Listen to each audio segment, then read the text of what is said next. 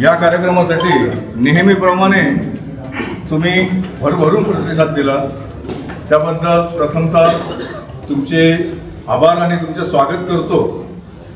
आजच्या कार्यक्रमाला मराठा विद्या प्रसारक समाजाचे प्रगतिशील आणि कर्तव्यप्रेमी असे सरचिटणीस श्री नितीनजी ठाकरे साहेब त्यांच्या बिझी शेड्यूलमधून वेळ काढून या आपल्या छोट्याखानी कार्यक्रमाला उपस्थित झाले। त्यांचे मी असोसिएशनच्या आणि आपल्या सगळ्यांच्या वतीने स्वागत करतो।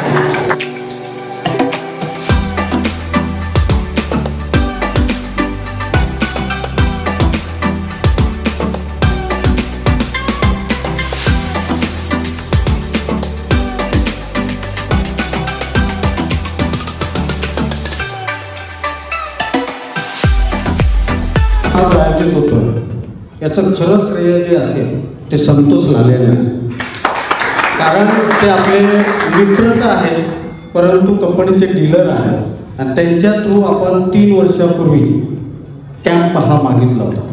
मागच्या वेळेस आपला मानसी ठक्करचा खूप मोठा कार्यक्रम झाला।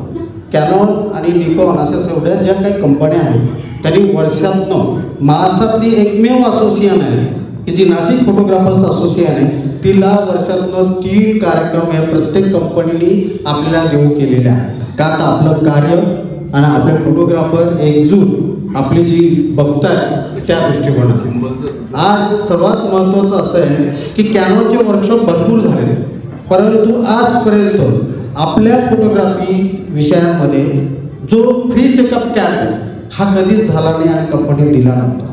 तो आपण मागितला आणि तो आज आपल्याला मिळतोय। आणि आज 100च्या वर महाराष्ट्रामध्ये ज्या व्यक्तीने फोटोग्राफीचे वर्कशॉप केले असे सचिन कांबळे आज मुंबईचे आणि ते आपल्याला लाभले।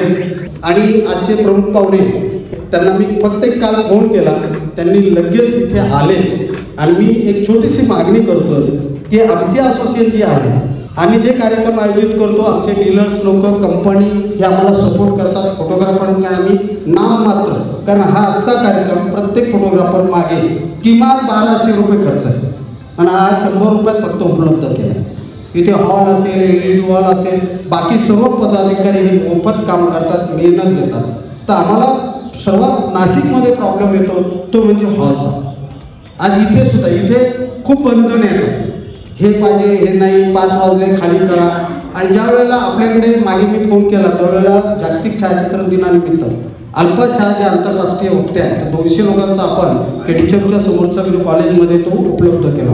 परंतु असे जे काही आपले कॉलेजचे जे हॉल असतील, नंतर आपलं आडवळ मेडिकल कॉलेज आहे जिथे माझी मुलगी प्रोफेसर म्हणून आहे, सर्वांना माहिती आहे, तर ती डॉक्टर आहे तिथे। तर असे काही जे आपले मेडिकल कॉलेजचे काही सुविधा असतील, जे आपले हॉल असतील, ते आम्हाला नाममात्र आम्ही पैसे भरू, निश्चित आम्हाला फुकट नको आहे। आणि वर्षातून आमचे 1-2 प्रोग्राम असतात, तर मी ती विनंती करतो भावना की तुम्ही ज्या वेळेला आम्ही फोन केला तर कृपया आम्हाला ते सहकार्य निश्चित करा।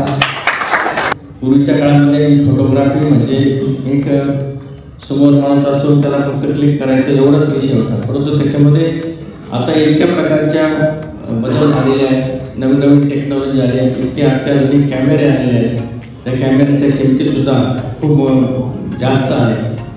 आणि अर्थातच अलीकडे फोटोग्राफरचे जे काही बिल आहे ते सुद्धा काही कमी नाही।